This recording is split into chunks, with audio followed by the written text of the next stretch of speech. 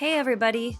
We're continuing our Japan travel series, and today we'll head from Shinagawa Station in Tokyo to Kyoto via the Shinkansen bullet train.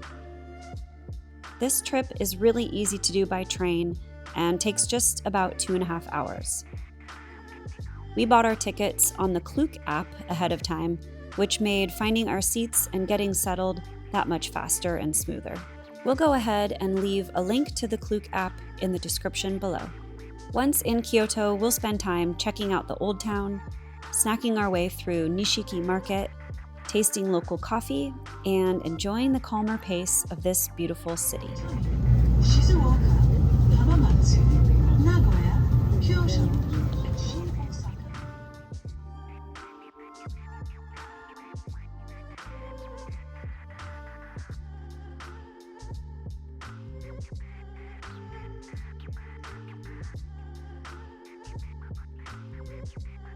11時7分の発車までお待ちください。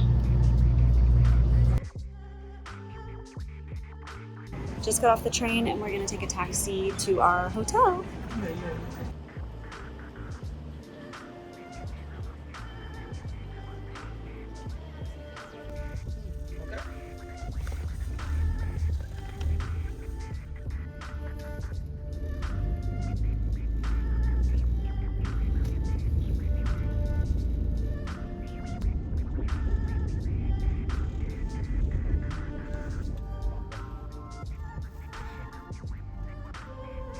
We dropped off our luggage and headed out to explore the area on foot. Our hotel was in Gion, Kyoto's traditional old town, and situated close to the main road which connects to a bridge over the Kamo River. This area was really lively and colorful, and definitely very popular with tourists. Music from street musicians and random shops filled the air, and the main street is lined with clothing boutiques, traditional snack shops, and souvenir vendors.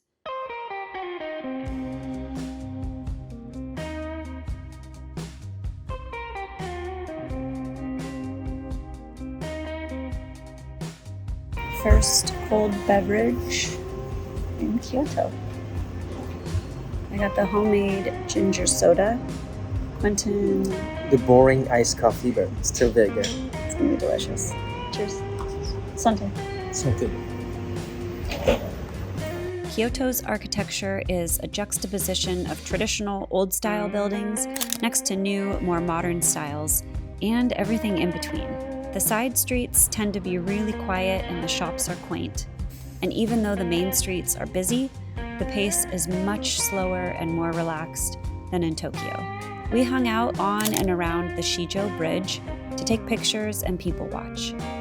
This bridge crosses the Kamo River and connects Gion to the west side of the city. The banks provide the perfect pathway for people to picnic with friends, ride bikes, and walk their dogs. This is such a great city for wandering.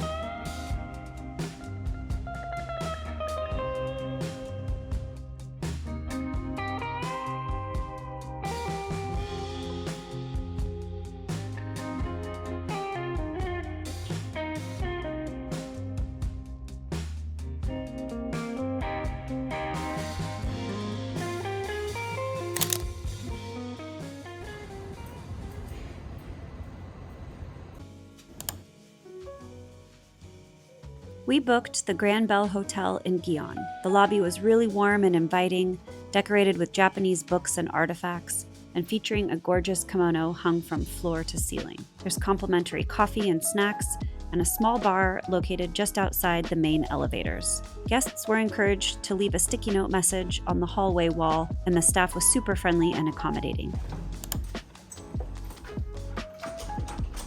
We stayed in a Japanese-style double room with tatami flooring, which was simple but modern and provided everything we needed. A low-profile bed, a standard coffee and tea station, a mini fridge, and a small table. The room had a lot of light from the street-facing window and was still very quiet.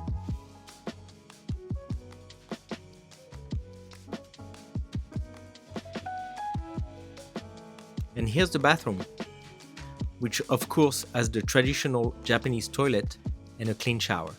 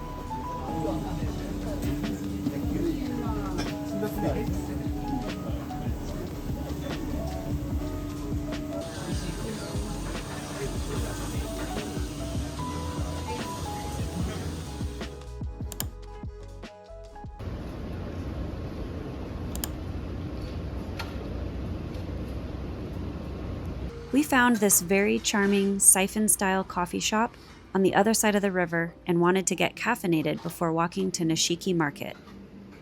This spot was a true gem, and we felt lucky to experience it. Siphon coffee was introduced to Japan in the 1920s, and Maha Cafe definitely feels like an old-school original. It's a one-woman shop, and it was really lovely to watch her work. We each ordered a Vienna coffee with whipped cream, and it was such a treat.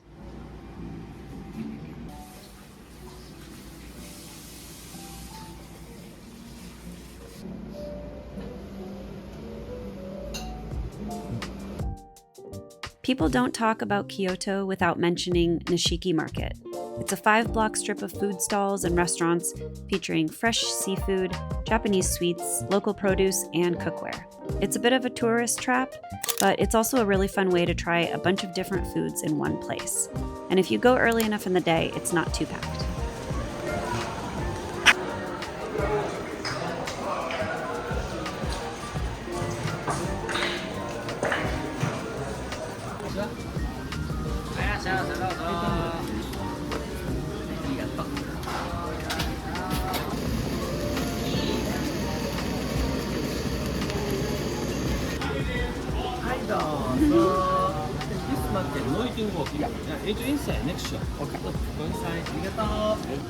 Okay, what'd you get? I got the grilled Maggie.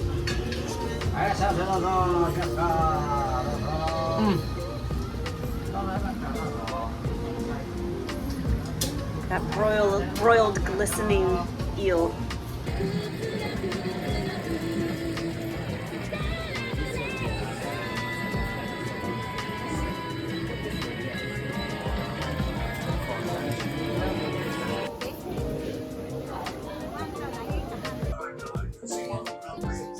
So we got 3 different tempuras. One is like a mixed veggie, it's almost like a little veggie cake tempura. We got 1 bamboo shoot, which sounded interesting. And the last one, of course, is a shrimp tempura.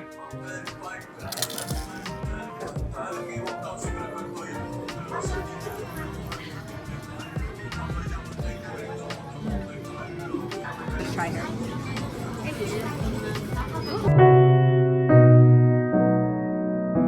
Harder to eat because it's a very strong shoot, but flavor is still very good.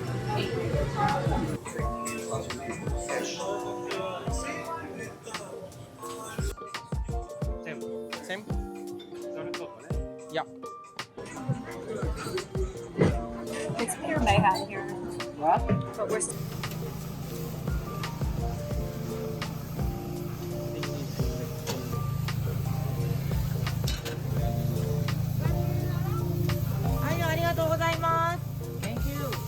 Thank you.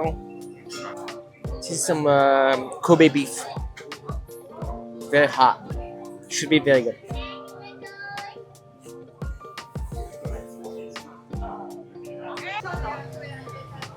Very flavorful. A délice. killed it. Thank you very much. These fish okay? And fish cakes okay? Oh, is it next snack? Fish cake with cheese.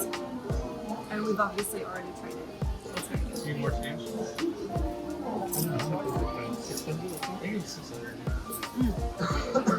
Yeah, pretty 200.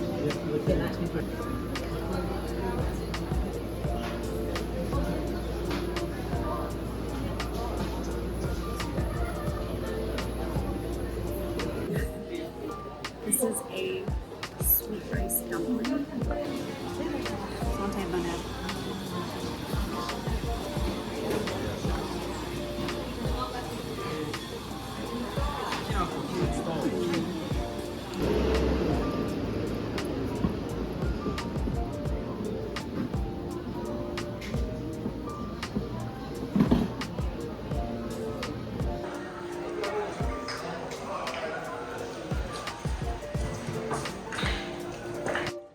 So what happened, Quentin?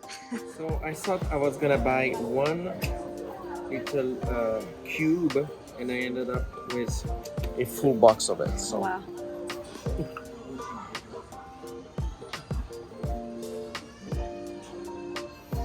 Jiggle. Very strong in matcha taste. Very gelatinous. Very good. And it's kind of refreshing. Ooh. That's a good review. Yeah. I found something at a little bakery in the food market. It's called a matcha babka. And this is what it looks like. Looks pretty amazing.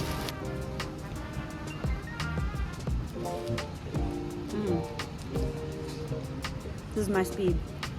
It's really moist, full of matcha, a little bit of chocolate, and it's almost like in the shape of a scone meets a cinnamon roll. We needed a pick-me-up after snacking all morning, and a friend told us about this hard-to-find coffee spot, so we set out on a search. It was tucked away down a small alleyway with discreet signage. You've got to climb a steep set of industrial stairs up to this super tiny cafe, with seating for only about 4 people.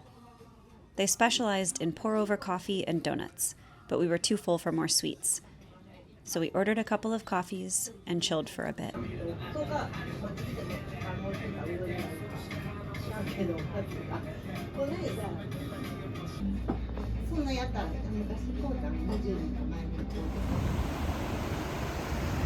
It's time for...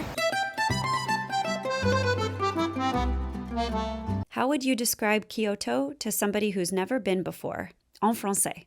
La ville de Kyoto est magnifique. Elle est remplie d'anciens temples. Elle est partagée par la rivière Kamo. Et d'un côté, il y a le côté plus traditionnel, c'est le district de Gion. Et de l'autre côté, c'est plus moderne. Je le recommande à tout le monde. Et voilà. Coming up in Kyoto Part 2.